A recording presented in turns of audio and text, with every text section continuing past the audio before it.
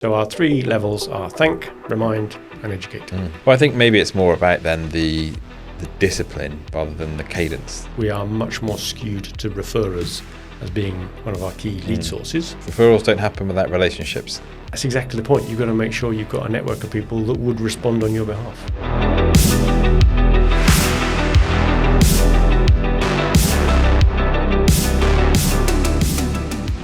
So yesterday, the backup to my backup failed. In my little, we all run these little risk assessments in our head that we never actually write down.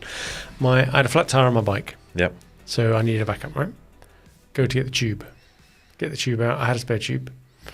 Put the tube in the bike, pumped it up, it went bang. Right. Obviously some muscles. I saw that high rocks training. Don't know my own strength. So it went, it almost bang. And I didn't have a spare in a tube, so that was it. But I have a spare bike. Okay. So I moved to the backup to my backup bike. Put that tube in, and it was rubbish tube as well. So then I did have another spare tube for that bike. So I had to put in the spare tube to my spare bike. And then I managed to cycle to work. Right. So there was. At any point in that journey, did you think, I'm going to get in the car? I guess it might have floated around in the back of my mind. What would I have done then if I run out of inner tubes? Would I have had to either walk into work or get in the car? And depending on timing, I might have well jumped in the car. Yeah. But thankfully, the backup to my backup worked fine. Otherwise, you would have been having a back E.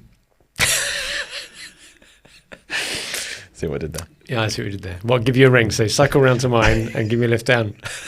As a back on the crossbars. On the crossbars. Oh dear. Just imagine that. You don't see that very often these days, do you? No, I did try it once, but didn't go well. Very safety conscious now. Yeah, I think, as you get older and wiser, you get a bit more risk averse. Or you could get those pegs. You used to have pegs. I used to ride BMX a lot. On the back wheel to make it sound like a motorbike. I was in Legendary. No, they use them for standing on to do tricks or grinding on. Pegs on the back axle. Stand, right. But you can stand on those. Right. Yeah. Back when I was in the Legendary BMX gang, the Blood Riders. The Blood Riders. You had a name. We had a name. Did you have merch? We didn't have merch, but we made a video. We made a video. And that was back then. That was like early 90s. Before probably. You could do it on your phone, right? Yeah, this is VHS, big, the old big thing. With a camera, yeah. Blood Riders, so if any of the Blood Riders are out there listening, we're scattered across the globe now. Yeah, kudos to the Blood Riders. Give them a name check. Yeah, exactly. That's just created a whole new audience that we didn't have before for the podcast. Talking of which, shall we do one? Yep.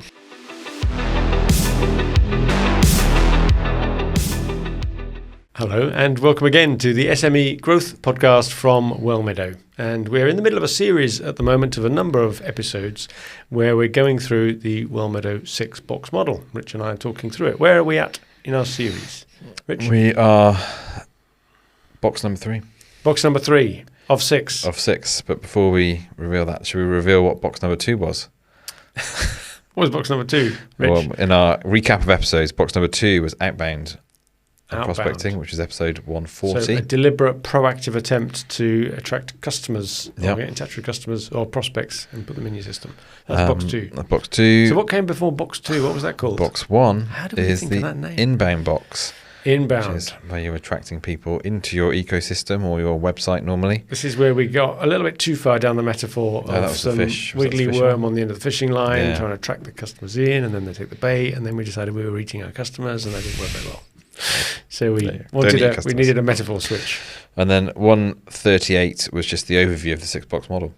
So if all this is a bit too in-depth for you, a bit too boring, this is the deep go dive. back to 138 and you get the condensed version. Yeah. Although you did get some feedback from someone today who's been listening. Indeed, listened to the 6-box model and the RevOps one. Yeah. So Grant, if you're listening, very, very much appreciate the listen. Great feedback as well. And the support and the feedback. That go-to-market one is still our chart topper, isn't it? From last November. Yeah. Came up for 30,000 views on that one, I think it was. Yeah, it's crazy. A lot of people have seen us talking about go-to-market stuff. So, very good. Podcast doing well. Thank you, everybody, for your loyalty and listening along. And clearly some of you must be mentioning it to other people because more and more people seem to be listening. Long sufferance. Yeah, exactly. You were going to update us as well on some exciting news about promoting the podcast. Is that ready yet? It didn't come to pass, did it? It's still not a no, right? It's just still not no. It's just a not yet. Yeah. Okay. Stay tuned then. So we're staying People are waiting. tuned. What's he going to do? I know. The suspense is killing me. SME growth tattoos. So for those that have just landed on this episode then and haven't heard the overview, is it worth just doing a quick 1 minute summary of what the 6 boxes are and how number 3 fits in? Yep, can do. Do you want me to do it? Go on. So that was kind of how that conversation worked there. I thought I'd tee that up leading into it. And you jump on it. Yeah. So the 6-box model is our Wellmeadow model for business growth. And it starts with 3 boxes. If you imagine, this is where we went last time and it all went visually wrong. We're trying to describe it. Okay, forget the description bit. Left-hand side, you've got lead generation. This is how you're getting leads into your business. And there's 3 boxes in that, which is the inbound marketing. So that's where people are coming in and you're offering them some content of value and often in exchange for an email address. Box 2 is outbound, which is a more deliberate strategy, prospecting, email sequences, that type of thing. And box 3, which we're going to discuss today, is referrals. Or maybe some other type of channel where you've got third-party people who are giving you leads. So all of those are kind of how you get your leads into your business. And then you've got a kind of decision to make. Are they ready to buy or not? If they're not, then you go through a kind of lead nurturing where you're giving them content, box 4. And then if they are ready to buy, you can jump straight to box 5. Straight to box 5. So do not pass go and collect 200, whatever it is. And box 5 is sales pipeline management.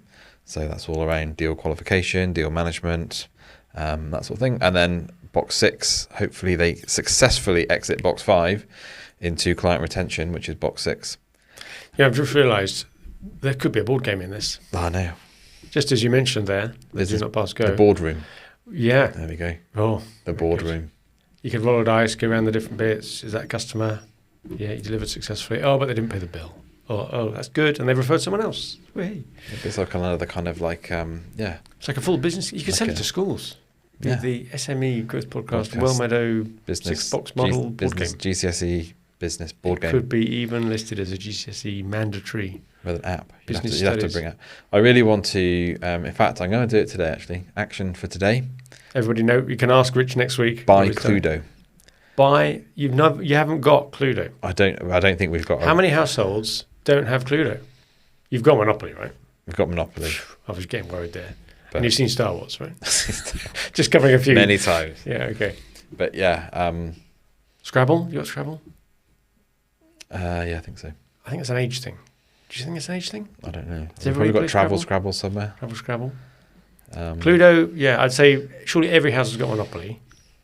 Most I thought would have had Cluedo, but clearly maybe not. We don't. Scrabble, maybe. But I had a real urge to play Cluedo the other day. I thought I need to play Cluedo. I don't know why. I don't know where it came from. Really? What, Risk?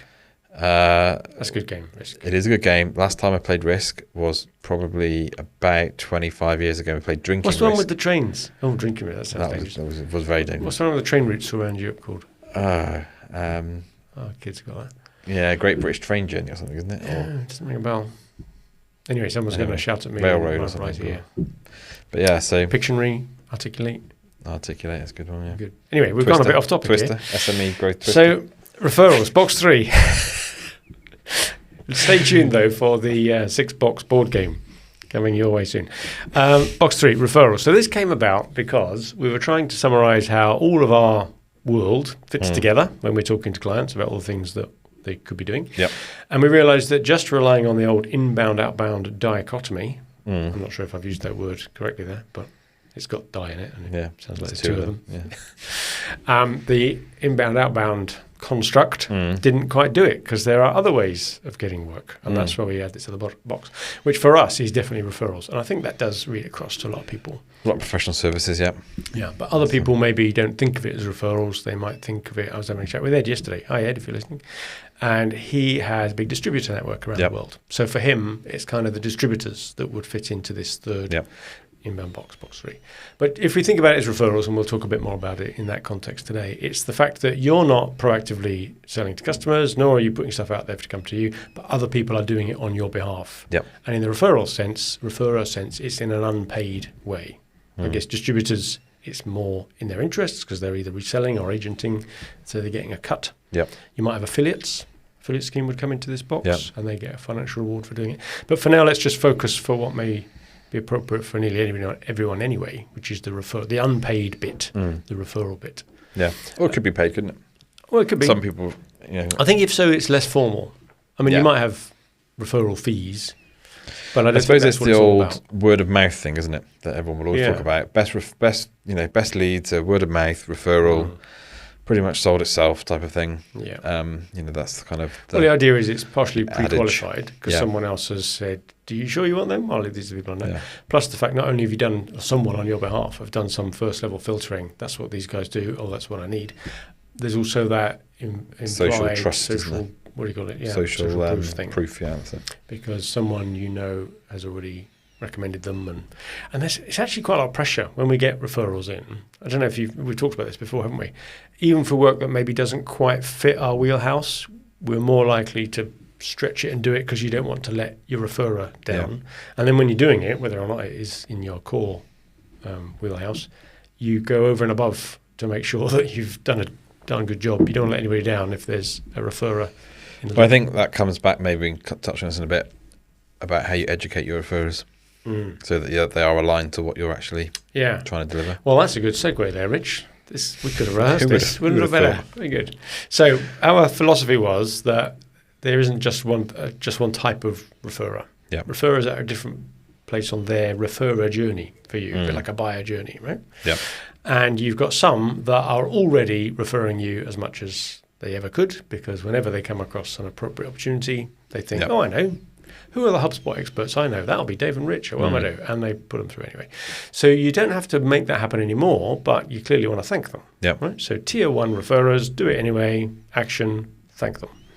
Tier 2s sometimes do it, maybe have once done it, or perhaps haven't ever done it, but could do. Yeah. But they've got other things going on. If someone said, do you know anyone that does HubSpot? They might not remember us in the moment. They may be not quite as close to us. So action for your tier 2 referrers is to remind them. Keep in touch. Remember what we do. Yep. And then tier 3, definitely don't refer to you. And unless you did something, never would, because they're not really aware of the link, but they have access to your ICP, your ideal customer profile. So they're perfectly positioned to be a referrer, but they're not yet. So that's not everybody in your CRM or your network, is it? Because they're not going to fit that. But it's the people that fit. They have to have access to the people and the right occasions to mention it to people. And so the action for tier 3 people are to educate. So our 3 levels are thank, remind, and educate. Okay? Got a nice little triad. Triad? Is it triad? Triumvirate? It's a 3.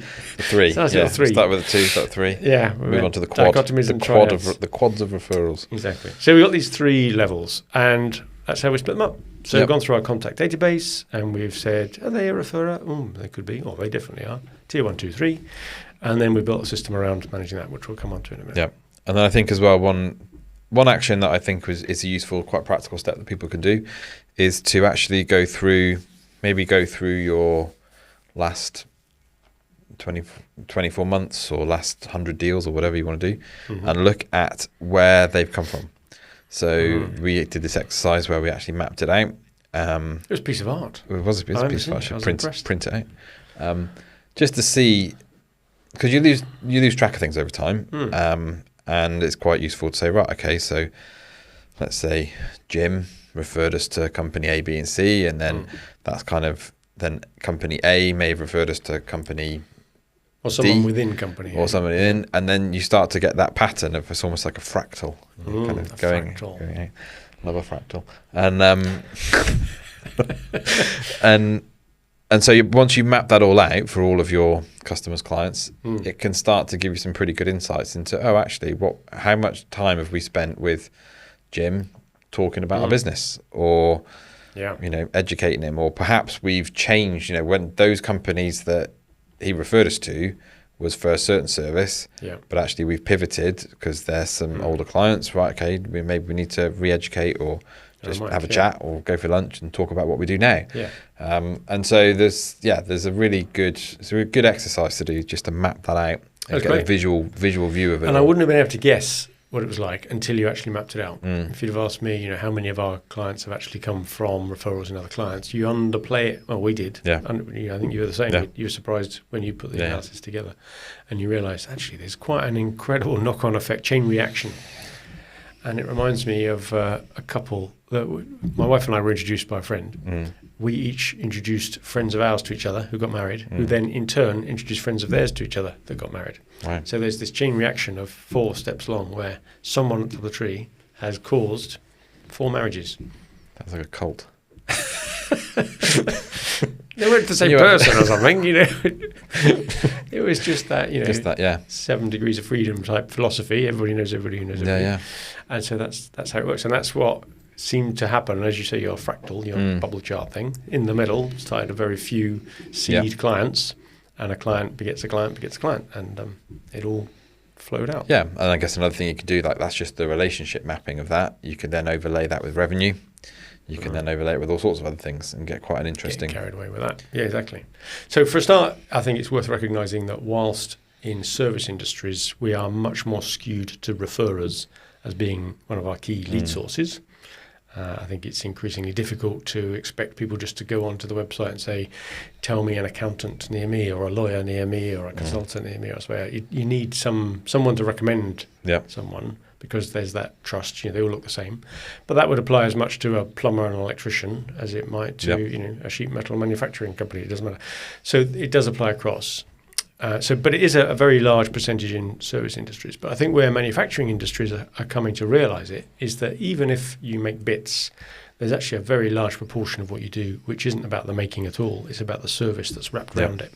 It's helping you to understand what exactly you need and how you make it, and then maybe some design and some fault finding and all that stuff. So even manufacturers who think, no, it's a bit more hard-nosed than that, we don't have referrers, what do you do? People out there will get asked in the pub or in a business meeting, I need to get some powder coating subcontracted. Do you know anyone? In fact, I saw on LinkedIn the other day, someone said, do you know anyone that can do sheet metal bending for a 4.8 metre long part? And it was amazing how many people then posted other people's names in the comments underneath to get it checked out. It turns out there aren't many people that can do that. But that's exactly the point. You've got to make sure you've got a network of people that would respond on your behalf. I've got to get this out. I've got Bob Hoskins in my head now. Okay. It's good to talk. BT advert? BT advert. How long ago was that? Goodness, yeah. That was just after Maureen Lipman. I think Maureen Lipman did the You've Got Anology campaign. Okay. That was very successful. And then Bob Hoskins came along. Bob Hoskins. It's good to talk. BT did some good adverts. I wonder what agency that was. Someone will tell us. But that's about talking relationships, referrals. Referrals don't happen without relationships. Exactly. And that's why it's actually quite fun. People think that the marketing generally is the fun end of business. And it can be. I suppose it can also be pretty tough, especially in today's environment. But at least with referrals, it's the human connection bit. And most of us like meeting other people, right? Well, if that's your thing, you're in the right job if you're in the marketing front end. Or even in sales. I think this is where salespeople come more into the lead gen bit, a bit like they did in Box 2 for the outreach stuff. Relationship plus rapport equals results. Have you just made that up? I'm getting the sound bites. You're going for the 3 R's. I'm going for the sound bite. Yeah, you're thinking ahead. This is the viral clip. When they start editing this out. That's a great one. That's a great. Yeah, that's a slam dunk soundbite, that one. So the other good thing about it is, the point I wanted to make about it is that people think of managing their referrer network in a very, I think, crass, one-dimensional way. Who do I know? Ring them up. Hello, Fred. Do you know anyone that might want my business? Oh, no. Okay, thanks a lot, Darch. Try next one. It's not like that. And I've never known that to work. Even in the early days when I used to, just try it that way because I was learning. Nobody has ever sat there thinking, oh, yeah, you're right. I hadn't thought about that. I know Sally. She knows what you do. I'll drop her a line. The chances of them knowing it, but you just reminding them in the moment is very slim to result. So instead, you've got to just build that background knowledge so that it's ever present. And when it crops up, it happens naturally, which means you're not going to get anywhere by ringing someone up saying, do you know anyone that might want our services? Because you're immediately on the defensive. Oh my God, I've got to do something now for you. And so instead, just ring them up for a chat. It doesn't. And in fact, the best advice I've found for this is don't talk about your own business at all to start with. Just ask them about theirs. How's business going? Are you up the cycle? You're seeing lots of frothiness in your market, or is there a bit of a slump, especially at the moment because this year seems to be all over the place for different sectors. And inevitably, when you ring someone up who you've got a relationship with and you ask them about their business, you'll get 5 or 10 minutes of that, and they'll always ask you back, how's your business? And that's your moment, really, to say, just to remind them what it is that you do. They know already, but you're subtly reminding them, aren't you? Say, oh, it's pretty good actually. The bit where we help people do HubSpot onboarding, that's been interesting. We're finding we're getting a lot more clients now that have already got HubSpot, and we're helping them improve it rather than what we used to get, which is people taking it on for the first time. You know, oh, that's interesting. Didn't know you did that. Yeah, there you go. And without really making an effort, you've reminded someone of what you do now. And you could say, well, we don't do as much of the content creation anymore, which we used to do. Oh, right. Yeah, okay. And you have a little chat about it. So you're refining people's view all the time of what type of things you do so that they can fit better when they come across an opportunity. Offering value to people. No. You just sat there thinking of sound bites. You're the Richard Buckle soundbite machine. Yeah. No, but I think it's that. I think it can be that referral. Like you say, it can come across as gimme kind of. Whereas I think actually, if you go into this, and I don't think that works. No, because it's too needy. Very needy, and it's also, I think there's a way of, in my, as some listeners may be aware, I lead a faith-driven entrepreneurs group, and we've just been doing a study recently on being joyfully generous. And I think this is one of those things where you can actually... Is that different from just being generous then? It's being happy about being generous. Joyfully. What do you mean some people are generous and grumpy about it? Yeah, or it's kind of expecting something in return type of thing. Whereas joyfully would be kind of just, have that joyful expectation. Unilateral generosity. And I think partly it's about that, one of the things we've been looking at is like, how do you then just encourage each other in business? And I think that's not necessarily then looking for that referral, but I think over time, if you become known as someone who's like, just how's your business going? Like you're saying, just asking questions about other people's businesses.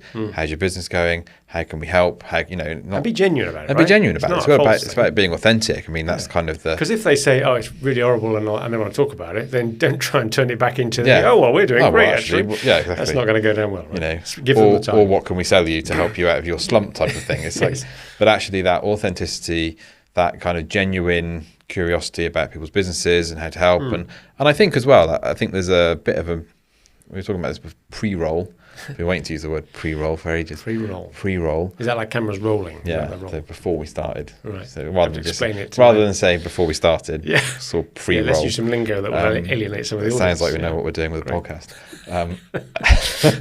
But we were talking before we started about, I was just talking about starting a movement type of thing. But I do think there's a bit of this kind of SME business owners, people working SME, it can feel like the world's against you a little bit at the moment. Yeah, for sure. I think a lot of people are struggling. You've got AI, you've got just, government tax has gone up, that seems national insurance has gone up, national living wage has gone up. Now they're doing day one labour rights. And all this, and you just think, who wants to be a business owner?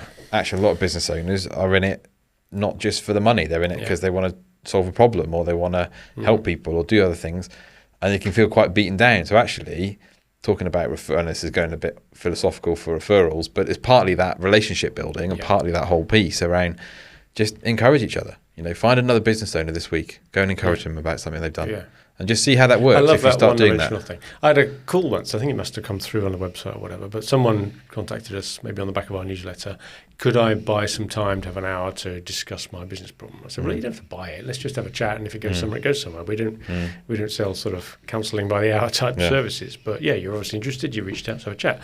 So we had a good chat, about an hour or so, property guy, really interesting, and he just obviously enjoyed having someone else to talk to, because like you said, it can be a lonely place running an SME. Got to the end of the hour, and he said, look, I've got to give you something for that. How can I repay you for that hour of your time? And I said, well, you don't have to give me something for that. But I'll tell you what you can do. Go and find someone else and give them an hour of your time. And just, what do they got? Pay it forward or whatever they call it? Yeah. And he said, that's a brilliant idea. I said, well, that's not my idea. Other people have said that before, but just go and do it. And if good stuff generates good stuff, then eventually, maybe 1,000 times steps around the loop, someone will loop back to you and get it back, right? Well, you start surrounding yourself then with people that are of a similar, encouraging people. Do you think it's self-selecting? Yeah, it could be, couldn't it? Self-selecting in a way. Or the average of the... Well, I suppose if people stop taking your calls because all you do is ring up every 6 months and ask them how they're doing, and they don't want to engage in that, then they're probably not going to be referring you anyway. So that's a good point. Maybe it is self-selecting. But I think if people go, actually, that you're a helpful person, they're far more likely to... Well, I've noticed a few then start calling you back spontaneously rather than you doing all the running, because they see that it's worthwhile just ringing up and how's business from your, I don't see everything, you don't see everything, so let's tell each other what we see. Build a bigger picture. Build the village. For the village, yeah. No, I like that. So that's good. Keeping in touch with everybody. Now, we built some things within HubSpot to help us do this, didn't we, to prompt it? Yes, because I think with the best intentions, once your referral network probably goes above 10 people. It's surprising, actually, when maybe we should refer to that. And particularly when we start to tier it as well. Yeah, there were a lot more than 10. We've probably got 50 probably or 60. Maybe more than that. Maybe pushing 100, 2s and 3s. Yeah. And that was being, like we said before, it's not putting everyone in your CRM, because everyone could be a referrer, right? Well, in theory, you need a definition. I think the definition, someone you could ring up, they would take your call and you could shoot the breeze. Yeah. Not necessarily about, give me a referrer type conversation, but someone you know enough in business. It's got to be a business-related person, isn't it, I suppose, and someone who is, happy to take the call. So yeah, of those, so quite a few. So we built some prompts and automations to help and then just looking at so for each of those tiers, we've got the strategy around thanks and educating and reminding. Was there? Yeah, is that what we do? Thank, remind, and educate. And educate, but also then what's the cadence around the contact? Yeah. And now that's an interesting one. Do you think it's more important to have a fixed cadence and then use that to drive your activity?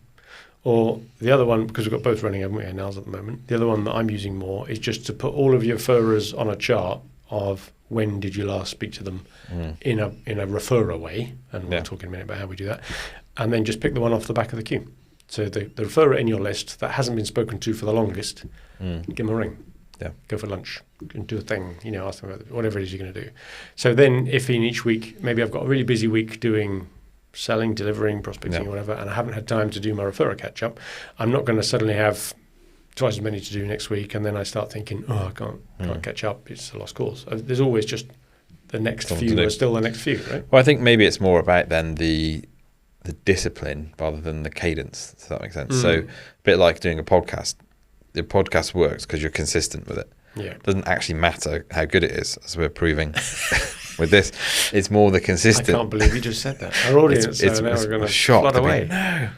No. But it's the consistency and the discipline of doing it that actually yields the results, rather than a kind of, which is I think the same with the outreach. Well, I don't think it's as well as. So because you don't know when you're going to contact someone in a referral scheme that then they've got an opportunity for you. It's kind of... Well, the amount of times that's happened, you can say, well, actually, I just said just now the chances of it happening straight away, it doesn't necessarily happen on the call, but the day after, I think, after you called yesterday, I slipped on it, and this thought popped up in my head. Yeah. And sometimes you get it just very quickly after the call, not on the call.